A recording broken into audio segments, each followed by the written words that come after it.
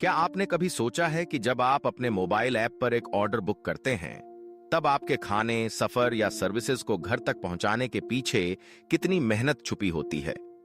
भारत की gig economy ने बीते कुछ सालों में क्रांति ला दी है। हर शहर, हर गली, हर कस्बे में अब लाखों लोग Swiggy, Zomato, Ola, Uber, Urban Company, Amazon Flex, Dunzo जैसे डिजिटल प्लेटफॉर्म्स के सहारे काम कर रहे हैं। लेकिन इन चमकते ऐप्स के पीछे इन चेहरों की असल जिंदगी में क्या चल रहा है? क्या सचमुच ये कंपनियां उनके सपनों को पूरा कर रही हैं, या गिग इकोनॉमी के नाम पर उनका सबसे बड़ा शोषण हो रहा है? आइए, आज हम आपको भारतीय गिग वर्कर्स की असली दुनिया में ले चलते हैं। उनकी मेहनत, उनके संघर्ष, उनकी उम्मीद और वो सच्चाई जो अक्सर ऐप्स के स्क्रीन से छुप जाती है। बीते 5 वर्षों में भारत में गिग इकोनॉमी का ग्राफ आसमान छू गया है। 2025 तक अनुमान है कि करीब 20 करोड़ लोग गिग वर्कर्स बन चुके होंगे।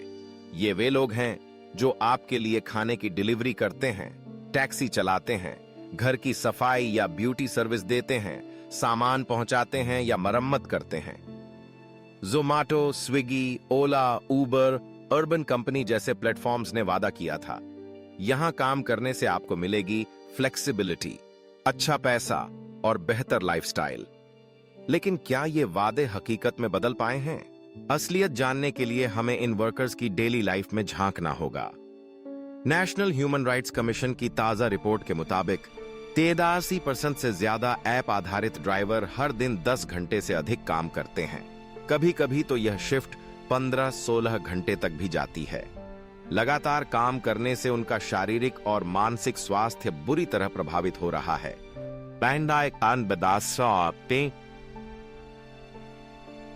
ड्राइवरों को चिंता, अवसाद, तनाव और चिड़चिड़ापन जैसी समस्याएं झेलनी पड़ रही हैं।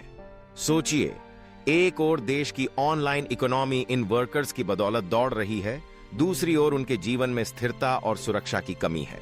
कंपनियों की नीतियां शुरुआत में आकर्षक लगती हैं, जैसे स्विगी और जोमैटो ने शुरुआती दिनों में डिलीवरी बॉयज को हर ऑर्डर पर 40-50 रुपए तक देना शुरू किया था। लेकिन जैसे जैसे वर्कर्स की संख्या बढ़ी, पर डिलीवरी अमाउंट घटती गई। अब सिर्फ 15-20 रुपए मिलते हैं। मौसम चाहे बारिश हो या कड़ी धूप, ट्रैफिक हो या नाइट शिफ्ट, एक्स्ट्रा इंसेंटिव्स का वादा जरूर किया जाता है, लेकिन टारगेट्स इतने ऊंचे होते हैं कि उनको पाना लगभग नामुमकिन है। अगर कोई वर्कर बीमार हो जाए तो कंपनी से कोई आर्थिक या मेडिकल सपोर्ट नहीं मिलता। इसी तरह ओला और उबर के ड्राइवर्स को पहले बड़े बड़े बोनस ऑफर किए जाते थे, जिससे उनकी कमाई अच्छी होती थी। लेकिन ड्राइवर्स की संख्या बढ़ने के बाद बोनस बंद हो गए और कंपनी ने प्रति राइड 25 से 30% तक कमीशन लेना शुरू कर दिया।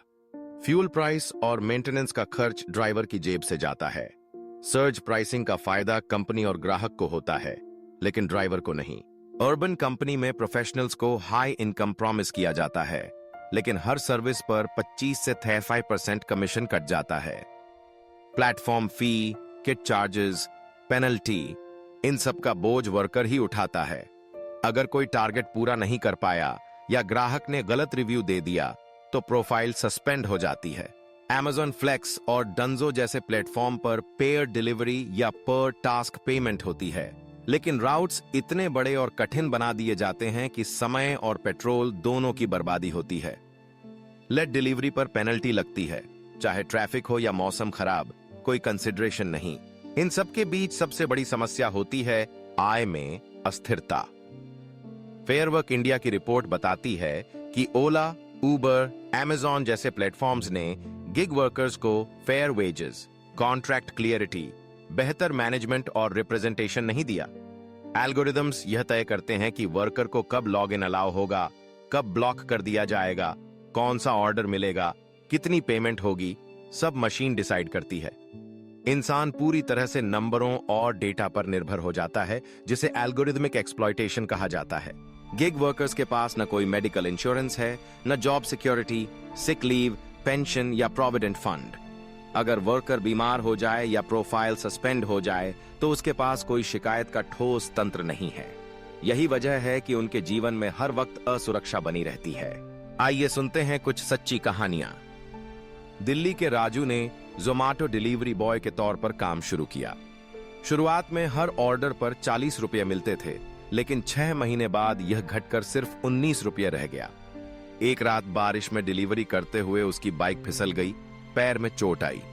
कंपनी ने कोई मदद नहीं की, इलाज का खर्च खुद उठाना पड़ा। राजू ने हार नहीं मानी। आज वह एक छोटा फूड स्टॉल चलाता है, जहां अपने जैसे गिग वर्कर्स को मुफ्त खाना देता है। मुंबई की सुनीता अर्बन कंपनी की ब्यूटिशियन हैं।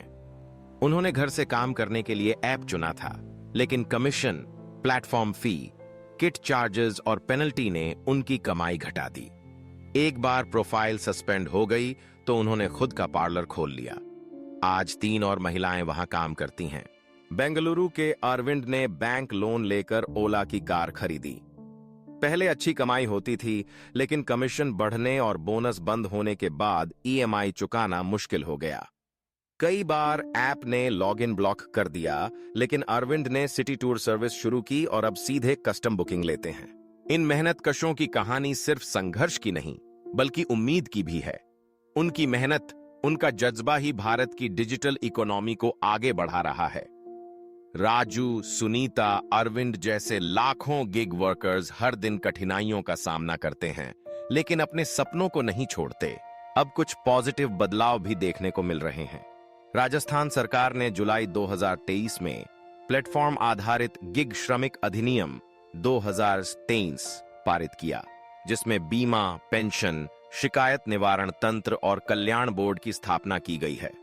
हालांकि लागू करना आसान नहीं है और चुनौतियां बाकी हैं। देश के कई हिस्सों में गिग वर्कर्स ने जागरूकता और यूनिटी दिखाई है।